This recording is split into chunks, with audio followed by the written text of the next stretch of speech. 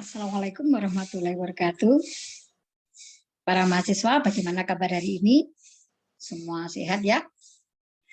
Baik, hari ini kita akan lanjutkan ya materi kita yang kemarin ya. Hari ini kita akan membahas bagaimana mengemas materi ajar gitu ya. Jadi materi ajar itu kalau kita lihat kemasannya tidak hanya cetak seperti yang kita kenal selama ini gitu ya. Ada buku teks misalnya yang digunakan oleh peserta didik. Nah, tapi ternyata ada beberapa kemasan ini ya yang memang bisa digunakan untuk mengembangkan bahan ajar. Baik ya, hari ini kita akan belajar tentang itu. Baik, yang pertama yang akan kita bahas gitu ya, yaitu kita buat pertimbangan dulu. Pertimbangan memilih pengemasan yang baik itu seperti apa? Apa yang perlu kita pikirkan gitu ya? Nah, yang pertama bahwa ketika kita memilih ya pengemasan, pertama adalah kita sesuaikan dengan tujuan pembelajaran yang ingin dicapai. Ya, jadi KD-nya itu apa? Lalu kita kemaskan, kita rumuskan jadi tujuannya. Apakah sekedar misalnya menjelaskan tentang struktur teks, kemudian ciri kebahasaan teks, cerita pendek misalnya. Apakah sekedar itu? Ataukah sampai anak-anak itu bisa menulis cerpen? Atau justru sampai dengan bagaimana dia membaca cerpen ya yang dia susun misalnya. Nah, tentu tujuan berbeda, nanti kita akan memilih pengemasan yang berbeda-beda gitu ya. Nah, yang pertama, sesuaikan dengan tujuan pembelajaran yang ingin kita. Kemudian yang kedua, itu harus disesuaikan dengan karakteristik peserta didik kita. Nah, ini nanti Anda mengajar gimana gitu ya. Nah, karakteristik sekolahnya bagaimana, karakteristik peserta didiknya bagaimana. Biasa tidak mereka dengan multimedia. Biasa tidak mereka dengan media-media yang sifatnya misalnya seperti video, audio, dan sebagainya. Atau mereka terbiasa cetak. Ya, kita lihat dulu. Maka kita sesuaikan dulu dengan karakteristik peserta didiknya. Gitu ya. Nah, itu yang kedua. Jadi siapa peserta didik kita itu menentukan kemasan apa yang kita gunakan untuk materi ajarnya. Ya. Nah, kemudian yang ketiga itu adalah disesuaikan dengan jenis rangsangan belajar yang diinginkan. Jadi kita itu ingin apa? Apakah materi kita itu nanti disajikan dalam bentuk audio, visual, atau gerak, dan sebagainya? Yang kita inginkan itu rangsangan belajar berupa apa? Nah, kalau kita ingin rangsangan belajar yang sifatnya audio, ya, misalnya kalau ada materi tentang teks puisi, ya, kemudian ada pembacaan teks puisi, maka rangsangan belajar yang kita inginkan biasanya berupa audio. Nah, misalnya seperti itu. Jadi kita sesuaikan dengan jenis rangsangan belajar yang memang kita inginkan. Nah, kemudian yang keempat, ya, itu disesuaikan dengan keadaan latar atau lingkungan. Latar atau lingkungan sekolah kita ada di mana. Nah, itu turut menunjukkan nanti kemasan apa yang kita pilih. Ya. Kemudian yang terakhir disesuaikan dengan luasnya jangkauan subjek yang ingin dilayani. Jadi subjek yang ingin kita layani berapa luas? Apakah seluruh misalnya kelas yang ada, jadi misalnya kita mengajar 4 kelas paralel, ya, kita ingin bahwa materi itu dibaca oleh anak-anak dalam waktu yang serentak ya di semua kelas. Karena jangkauannya subjeknya lebih luas, maka saya pilih multimedia. Mereka bisa buka di mana saja, kapan saja, oleh siapa saja begitu. Ya. Tapi kalau saya misalnya jangkauan subjek saya itu sempit, hanya satu kelas, jadi ketika dalam pembelajaran luring, ya, saya memilih materi yang dikemas dalam bentuk cetak. Mereka langsung bisa membaca kelas itu. Nah, misalnya itu. Nah, itu tentang pertimbangan bagaimana kita memilih kemasan materi ajar. Ya, baik. Itu topik yang pertama, ya, di bab ini. Nah, selanjutnya adalah bagaimana indikator pengembangan bahan ajar yang baik atau efektif. Ya, jadi kalau kita pilih itu yang dikatakan bagus itu yang bagaimana ya kemasannya. Yang pertama, indikator pengemasan yang baik itu kalau mampu meningkatkan hasil belajar peserta didik. Nah, jadi sebagus apapun kemasannya, tetapi tidak mampu meningkatkan hasil belajar peserta didik, ya berarti tidak baik atau kurang bagus, gitu ya. Jadi memang kemasannya menarik, bagus, isinya bagus, dipahami mudah, sehingga akhirnya bisa mampu meningkatkan hasil belajar peserta didik kita. Nah, itu kemasan yang kita pilih. Nah, itu ya. Nah, kemudian yang kedua, mampu memotivasi peserta didik untuk melakukan proses belajar secara berkesinambungan. Jadi bagaimana materi kita itu membuat mereka termotivasi, selalu ingin belajar tentang materi kita. Ya, nah, yang dia akan dapat belajar di mana saja, kapan saja, berulang-ulang dan sebagainya. Berarti kemasan seperti apa ya yang bisa memotivasi seperti itu. Jadi tidak sekedar misalnya materi dalam bentuk Word di PDF diserahkan ke peserta didik. Mungkin itu tidak menarik gitu ya. Nah, maka cari ya bagaimana yang memotivasi mereka sehingga mereka mau belajar di materi kita itu, ya. Nah, itu indikator yang kedua. Kemudian indikator yang ketiga adalah mampu meningkatkan daya ingat atau retensi peserta didik terhadap isi atau materi yang telah dipelajari. Ya, jadi materi itu berkesan intinya. Karena kalau sesuatu berkesan mungkin akan diingat terus gitu ya. Nah, kita cari kemasan yang membuat mereka itu mengingatnya lebih lama. Nah, apa ya itu? Jadi sesuai dengan karakteristiknya. Kalau mereka memang biasanya anak-anak sekarang suka video, mereka materi itu akan melekat lama kalau bentuknya video misalnya. Nah, bisa begitu gitu ya. Nah, jadi kita cari kemasan yang mampu meningkatkan daya ingat atau retensi peserta didiknya itu seperti apa. Nah, kemudian yang keempat, gitu ya, indikatornya apa? Yaitu yang mampu membuat peserta didik berperan aktif dalam mengaplikasikan pengetahuan dan keterampilan yang dipelajari.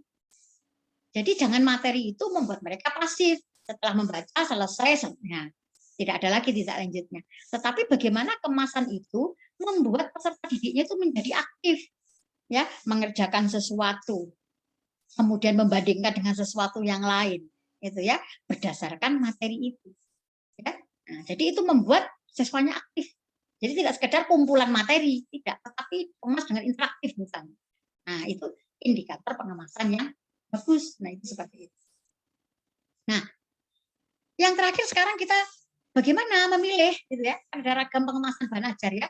Ada banyak ragam pengemasan bahan ajar. Nah, yang pertama adalah bahan ajar cetak. Nah, bahan ajar cetak. Kalau sekarang karena pandemi ini juga akan bisa dalam bentuk elektronik, misalnya e-book. Jadi dalam bentuk buku itu aja ya, dalam bentuk buku. Nah, kalau materi dalam bentuk bahan ajar itu memang mampu digunakan untuk menyampaikan hampir semua isi atau materi pelajaran. Itu biasanya bisa masuk ke situ, gitu ya. Kecuali tadi dalam bentuk misalnya harus dibacakan, harus ada audio visualnya, tentu tidak bisa. Tapi paling tidak secara umum materi itu bisa dibuat dalam bentuk bahan ajar cetak ya, atau elektronik berupa itu. Kemudian juga dapat digunakan dalam aktivitas pembelajaran secara langsung, misalnya waktu luring nanti. Nah, itu bisa gitu ya. Nah, yang mampu membuat penggunanya bisa memilih dan menentukan isi atau materi yang akan dipelajari. Ya, mulai dari covernya dilihat, daftar isinya dan dia memutuskan membaca atau tidak. Nah, jadi materi berbentuk cetak. Nah, untuk membuat materi pembelajaran berbentuk cetak gitu ya, atau bentuk buku atau e-book tadi, tentu ini perlu langkah-langkah yang sistematis dalam mengembangkan itu, sehingga akan bisa dihasilkan bahan cetak yang bagus gitu ya. Nah, contoh ini adalah bahan-bahan cetak ya, buku-buku pengayaan yang dihasilkan oleh kakak kelas Anda dalam mata kuliah materi pembelajaran gitu ya. Jadi bentuknya cetak. Nah, arahnya nanti di mata kuliah ini kita membuat materi pembelajaran yang berbentuk cetak seperti ini. Gitu ya. Jadi nanti kita juga akhirnya belajar bagaimana melayout ya, menata sistematika buku ya dan sebagainya. Jadi itu kemasan yang pertama. Kemudian yang kedua, bahan ajar yang dikemas dalam bentuk audio. Ya, audio berarti yang dapat diperdengarkan.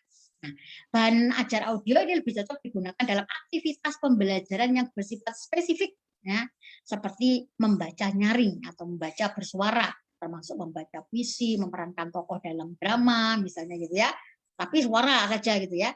Nah, kemudian keterampilan-keterampilan berbahasa mendengarkan yang lain, ya, kemudian berbicara, seperti berpidato, ceramah dan sebagainya, gitu ya. Nah, pembelajaran tentang kemampuan berbicara seperti itu tentu sulit kalau menggunakan penjelasan yang disampaikan secara tertulis seperti di kemasan pertama. Itu kan susah, oleh karena itu harus dikemasnya dalam bentuk audio. Ya. Nah, nanti ini ada beberapa contoh, misalnya pembacaan puisi, kemudian ada pembacaan teks, gitu ya, yang itu memang diperdengarkan. Jadi misalnya membaca puisi. Kalau konsentrasi kita itu adalah melatih anak-anak bagaimana cara membaca puisi, ya. Ini masih dari teknik ke suara ya, mungkin pelafalannya, intonasinya dan sebagainya, maka kita bisa menggunakan bahan ajar yang dikemas dalam bentuk audio. Kan penjelasannya, beri contohnya gitu ya, berupa audio. Nah, begitu juga dengan pembelajaran berbentuk teks. Teks itu tidak selalu kemudian dibaca, tetapi juga sekali-kali mereka dilatih untuk mendengar. Nah, itu kita berarti menggunakan bahan ajar berbentuk audio. Nah, kemudian yang ketiga, kita bisa mengemas bahan ajar itu dalam bentuk video. Ya, video. Ya, jadi kalau audio tadi hanya suara, kalau ini suara dan visual ada di dalamnya. Gitu, ya. Jadi bahan ajar dalam bentuk video ini dapat digunakan bermacam-macam gitu ya untuk menjelaskan konsep yang berkaitan dengan suatu proses atau prosedur gitu, juga untuk melengkapi penjelasan tentang konsep supaya lebih jelas lagi gitu ya. Nah, atau sudah sekedar untuk menarik perhatian ya. Ini kalau misalnya dalam bentuk visual bisa sebenarnya handout misalnya dengan PPT, tetapi karena ini kurang menarik, saya kemas saja dalam bentuk video. Nah, itu tujuannya untuk menarik perhatian juga. Ini juga bisa digunakan ya, bahan ajar yang berbentuk tadi video, gitu ya. Nah, baik. Jadi ini terutama ini ya, untuk materi-materi yang bersifat prosedural dan sebagainya, ya. Bagaimana langkah-langkah menulis cerita pendek? Itu kalau ada tutorialnya dalam bentuk video, itu akan memudahkan siswa untuk belajar menulis cerita pendek. Nah, misalnya itu, ya. Nah, ini contoh-contohnya, contoh-contohnya. Ada video atau audiovisual yang sifatnya hanya untuk menarik dulu. Oh, dikemasnya untuk menarik perhatian peserta didik. Atau kemudian supaya lebih jelas materi tadi yang biasanya tadi dikemas dalam bentuk bahan ajar, kemudian divideokan. Di situ ada naratornya, gitu ya. Di situ ada presenternya, dijelaskan. Kemudian ada apa? Gambar-gambar, kemudian ada teksnya gitu ya. Maka paduannya namanya audio visual. Contohnya ya. Nah, kemudian yang terakhir misalnya ini bisa dalam bentuk multimedia. Ya, dari bahan ajar multimedia itu mampu menampilkan semua unsur tayangan secara komprehensif. Ya, jadi memiliki kemampuan untuk memperlihatkan kombinasi informasi, pengetahuan dalam bentuk teks, audio, gambar, foto, video, animasi dan sebagainya itu secara simultan. Ya. Nah, jadi kalau kita menggunakan multimedia itu bisa untuk menjelaskan misalnya konsep-konsep gitu ya dan sebagainya, bahkan tadi juga prosedur dan sebagainya. Jadi saya kira multimedia apapun sebenarnya materinya itu bisa dikemas dalam bentuk multimedia. Ya. Nah, jadi kita bisa menggunakan tentu multimedia ada perangkat kerasnya, ada perangkat lunaknya dan sebagainya. Nah, kemudian materi itu bisa kita unggah di mana? Di website atau di LMS dan sebagainya. Ya. Nah, ini contoh untuk multimedia. Jadi contohnya multimedia itu misalnya pembelajaran berbasis web. Jadi materi itu kita kemas ya berbasis web itu ya. Misalnya ada aplikasi namanya Excel Learning. Jadi seperti di website betul. Jadi kita membuat materi itu dibagi-bagi dulu ya. Bab ini terdiri atas ini dan sebagainya lalu diisi. Kemudian ada latihan-latihan soal sifatnya interaktif. Mereka langsung bisa menjawab di situ. Benar salah dia tahu gitu ya jawabannya apa. Nah, gitu ya. Nah, itu tadi ya materi kita berkaitan dengan bagaimana cara mengemas gitu ya materi ajar ke dalam berbagai bentuk pengemasan tadi ya, baik itu berbentuk cetak ya, berbentuk audio, berbentuk video atau berbentuk multimedia. Nah, sekarang kita tinggal pilih bergantung apa. Tadi sudah saya jelaskan. Ya, kita memilih itu berdasarkan apa saja. Jadi bukan karena sesuatu itu kemudian karena ini bagus, lalu saya pakai ini, tidak sekedar bagus, tetapi lihat tujuannya apa, ya untuk apa itu sebenarnya cocok tidak dengan karakteristik peserta didik dan sebagainya. Gitu ya, materi kita berkaitan dengan bagaimana mengemas materi ajar ya dalam berbagai bentuknya. Gitu. Terima kasih.